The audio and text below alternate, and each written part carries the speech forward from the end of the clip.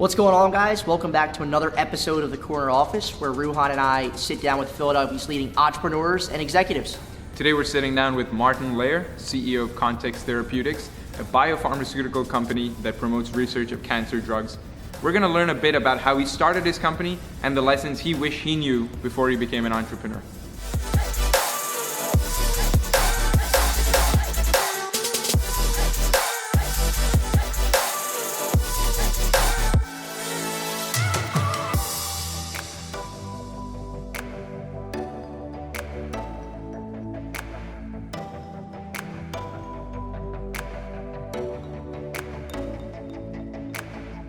Marty, thank you so much for coming on another episode of the Corner Office. I know Ruhan and myself are super excited to have you on. I know our audience is going to get a ton of value from what you have to share with us today. I want to start actually with our audience. You guys do some complicated work, it seems like, with cancer at Context Therapeutics. Let's imagine that the audience is a room full of fifth graders right now. And really, for me, when it comes to what you do, I pretty much have a fifth grade knowledge of what you guys do. How would you describe what you do to a fifth grader? Okay, so if we're speaking to a 10-year-old, yes. how would I describe what we do? So Context Therapeutics is a drug development company. We're Philadelphia based, so we're located at 3675 Market Street, which is kind of the epicenter of biotech startups in Philadelphia. You're proximate to Penn, Drexel, all the medical centers. What we focus on and what my background is in cancer, so particularly solid tumors, breast, prostate, ovarian, endometrial. So these are solid tumors. They emerge at various points in life. They can emerge typically for some women in their mid-20s. And then for both women and men, there's this long pause, and then they emerge again in your 50s, 60s, 70s. And these are cancers that are by and large driven by hormones. Hormones that you're familiar with, the 10-year-old's familiar with. Testosterone, estrogen, progesterone, all the hormones of puberty. They should not be present, men or women, at very high levels in your 50s, 60s, 70s. However, for some people, their tumors start actually producing these hormones. And these hormones start telling those cells to grow. And they grow unabated. And so the way they've historically been treated, these cancers, is you give a hormone blocker. So something that blocks estrogen, something that blocks testosterone. What they've never had is something that blocks progesterone. So we've had drugs that are approved for several decades that block testosterone, that block estrogen, and they work quite well in patients. The problem is once you fail those drugs, you then have progesterone levels spiking. It's kind of like a game of whack-a-mole, right? You hit one hormone, one starts pops up. compensating. So in our case, we have the only progesterone blocker. It's a drug that was discovered a number of years ago. It was put into women. So women who had advanced breast cancer, so this was metastatic breast cancer all over their body. And for those women who otherwise really had limited treatment options, the drug performed very well. The hitch was it was pretty toxic. And so development stalled. And what we did was think, okay, well, why is that toxicity there? And so we found that the drug had some properties that if we basically put it in a new type of pill, it would perform differently in people. You'd have maybe less toxicity, but the same efficacy. And so when we reran some trials, actually the activity was the same. It was a very active drug, but there was no toxicity, or very minimal. And so our whole goal now is we have all of this historical data with the old form, with the new form. We're now doing phase 2 trials.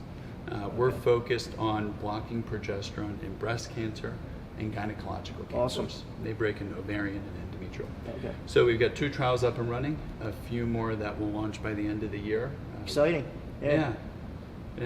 So we run these trials with top institutions. In Philadelphia, we have a trial with Jefferson Health. We're really excited about that. That's an endometrial trial. Endometrial cancer is a cancer that is closely affiliated with inner cities, so it's linked to obesity. Philadelphia has a bit of an obesity problem. And so what we want to work with on Jeff in that trial is bring awareness to endometrial cancer. It's often diagnosed very, very late.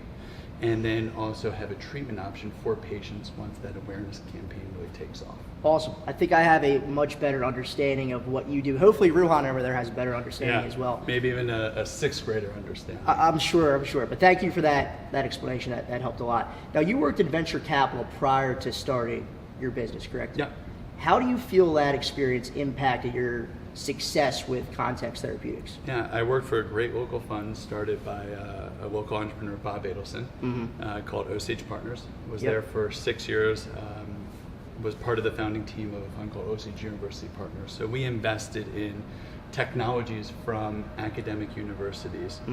And it was a great experience. I was there for 2 funds, made a number of investments in my background, so all oncology, and got to really see a couple of critical things and learning experiences that impacted the startup. So learned a lot about capital raising. So the capital raising process is key to any startup endeavor. I'm sure. You need to have money to do whatever you want. And so for us at the venture fund, we were evaluating hundreds of companies per year, looking at what differentiated those companies from each other or from companies that are existing in their market. How you build that value proposition, how you build value for investors. And so for me, I took those lessons from my venture days and you integrate them into the company. So you think about, how am I creating value for my investors? How am I going to attract more investment over time? And then ultimately, how does that feed into returns for investors? Got it. Because I have this wonderful job where I get to do great things for patients and then also make money for my investors. And so it's a win-win. It's a rare win-win. Yeah.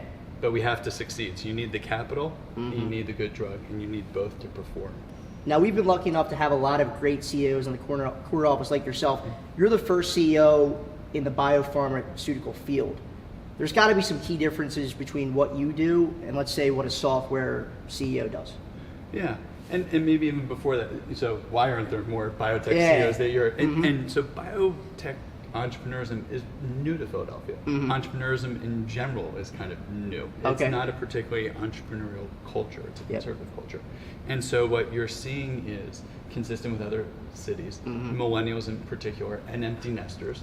So basically our generation and our parents all want to live in cities. And so you're having That's what I wanted to do. More, my parents moved downtown, they live 6 blocks from me. So what people more and more want to do is start companies downtown. And so we've had this massive influx of biotech companies in Philadelphia.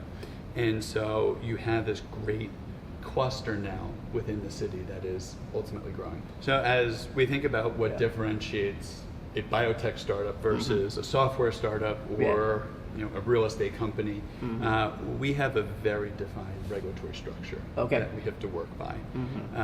In the US, we're regulated by the FDA. Each other country has their own regulatory body. In Europe, there's a harmonized body. We'll see what happens when Britain leaves. So even that becomes complicated. And the whole idea of that regulatory body is to protect patients. So we need to make sure that we're producing good drug, it's high quality, there's no weird impurities that may be toxic. Not cutting corners, right? Exactly. And so it's a significant burden for a small company. That means you need to have quality control, quality assurance. On the financial side, you need to have auditors. All of those pieces take time. And that's something a software company doesn't have to do. But also, for a startup, and particularly with my venture background, all those startups I used to work with, they had all these people. A lot of them are consultants. So when I started the company, I knew, here's the 3 or 4 phone calls I need to do to bring the various people in to do that work. Otherwise, it would take all my time. Got it. And I'm not trained in that. But Philadelphia is historically a great pharmaceutical city in the suburbs. And so you have a lot of talent, particularly recently retired people who are looking to work with startups who can fill that void. Got it. And also, we don't generate revenue. So it'd be great to have a startup that's revenue generating. We don't make money until our drug is launched and then starting to be sold. So got it. It's constantly burning capital. Makes sense. And what's one thing you wish you knew when you started your company? You went all the way back.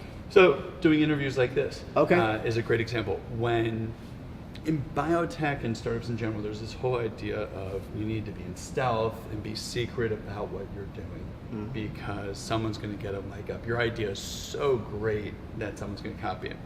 The reality is paranoid, right? People are paranoid. Right. And the reality is there's so few ideas where everyone's like, that's obvious. Like, we're going to make it work. Like, Uber may have been an obvious idea looking back, but, a progesterone blocking drug, that's not obvious. And so the first 2 years of the company, we were so internally focused that we didn't really build great brand awareness. And the reality is, for any startup in any company, even the largest companies in the world, you need to constantly be in front of your consumer. And for us, that's other pharmaceutical companies, that's investors, that is researchers who we want to work with. And so if we don't have press, if we don't have a communications Getting the name plan out there, what you do, yeah. with our mission, our values, our strategy, our vision, if that's not articulated, then how are people going to know that? The only way they can know that is they meet with me one-on-one. And you're busy. Yeah. They're busy. I'm not going to meet. They're not going to meet with me. Yeah. And if they do, it's going to be 15 minutes or 30 minutes, and they're not going to write anything down. They're going to forget about it. Yeah. So by having it out there, visually, and then in a format that they can digest quickly, and that's captured, particularly online, whether it's print, online, or video, yeah. is a critical component of that. And so I wish I had embraced that more. I think part of it comes back from my background's in molecular biology and finance. I've never taken a communications class in my life. Okay. Is this your first video or what? I've done a few over the last year. I learned my lesson the hard way. Okay. And now we're trying to speed up with all of that. But I think particularly for biotech companies, it's not something we're used to.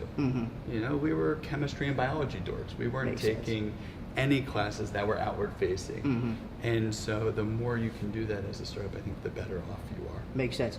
Now for our favorite part of the show, we have our guest provide a question of the day for the audience to leave their answer in the comment section. What would be your question of the day? So for me, I'm a lifelong Philadelphian. Awesome. Went to high school in the city, Okay. college in the city, made a mistake for a few years, went to New York, and ultimately came home. Yeah. I'd love to get people's thoughts on what Philadelphia can do more to foster an entrepreneurial ecosystem. Awesome question. Right. So we have some visual evidence of growth of the city. You now have 2 massive Comcast towers. Yeah. You would hope there'd be tech companies. There aren't enough tech companies. Biotech, Penn and Children's Hospital and Drexel are growing like crazy. So now you're starting to see more visual representations of growth. We need more of that. We need to be more bullish. And so, for me, I think Philadelphians can be a little bit more arrogant and do a little bit more of what you guys are doing, of getting word out of great companies. And so for me, the thing I was asking people is, what can we do more as a community positively to make sure that there's more companies, more innovation, a vibrant ecosystem, so that you have more people employed, the city grows, it's a higher quality of life for people who live in the city. It all feeds into it. Awesome question. Thank you for that. Where can our audience also connect with you online? So LinkedIn or info@contexttherapeutics.com is always a great way to reach out. Perfect. Well, thank you so much for coming on the show. Pleasure. Really appreciate you. We appreciate your time. We appreciate what you're doing for cancer. There you have it, guys. Another episode of the Corner Office done. Thank you guys for watching, and look out for another episode next week. Thanks a lot.